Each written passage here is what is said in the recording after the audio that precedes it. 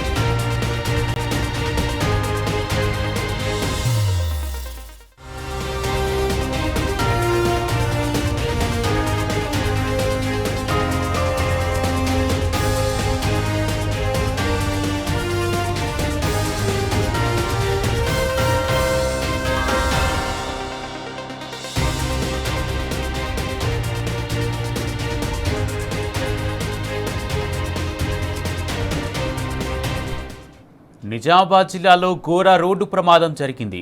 ఇందల్వాయి మండలం గన్నారం సమీపంలోని national హైవేపై private travels bus బోల్తా పడింది.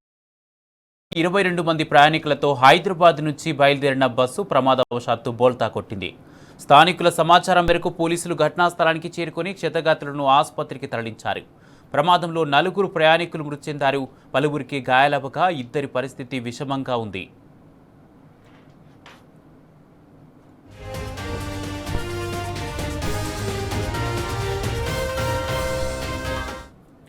నిజామాబాద్ జిల్లాలో ఘోర రోడ్డు ప్రమాదం జరిగింది. ఇందల్వాయి నుండి నేషనల్ హైవేపై ప్రైవేటు ట్రావెల్స్ బస్సు బోల్తా కొట్టింది.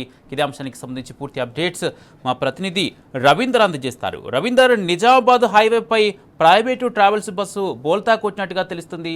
ఈ ప్రమాదానికి కారణం ఏంటి? ఎంతమంది గాయాలయ్యాయి? దీనికి సంబంధించి అప్డేట్స్ ఏంటి? రైట్ కుమార్, మీరు అన్నట్టుగా అర్ధరాత్రి 2 గంటల పరిసర ప్రాంతంలో ఘోర రోడ్డు ప్రమాదం చోటు చేసుకుంది. ఇది ప్రైవేట్ ట్రావెల్స్ బస్సు.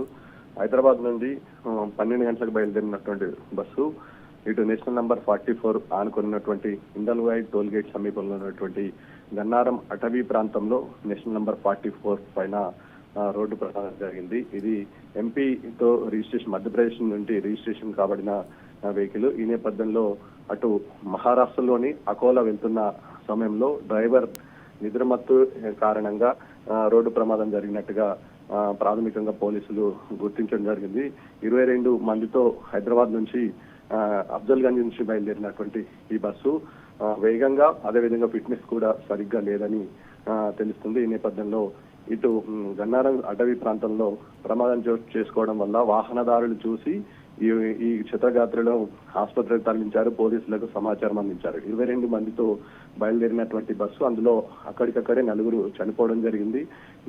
మిగతా వారిని నిజామాబాద్ లో ఉన్నటువంటి ప్రభుత్వ ఆసుపత్రికి తరలించడం జరిగింది. ఇందులో ఇద్దరి పరిస్థితి అత్యంత విషమంగా ఉందని చెప్తున్నారు.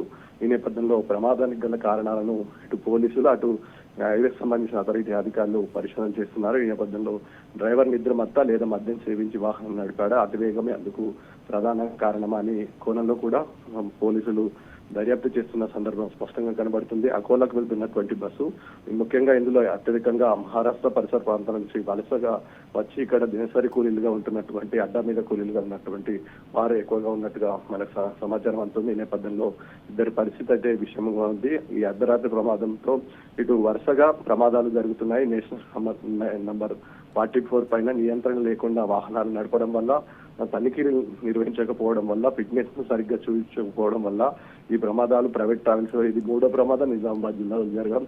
ముఖ్యంగా పోలీస్ యంత్రాంగం కానీ అటు సంబంధించినటువంటి రవాణా శాఖ అధికారులు కానీ కొరడా జులుకొచ్చి ఉంటే ఇలాంటి ప్రమాదాలు జరిగేవి కాదని స్థానికులు అంటున్న పరిస్థితి స్పష్టంగా కనబడుతుంది Kumar. Right, thank you Ravinder.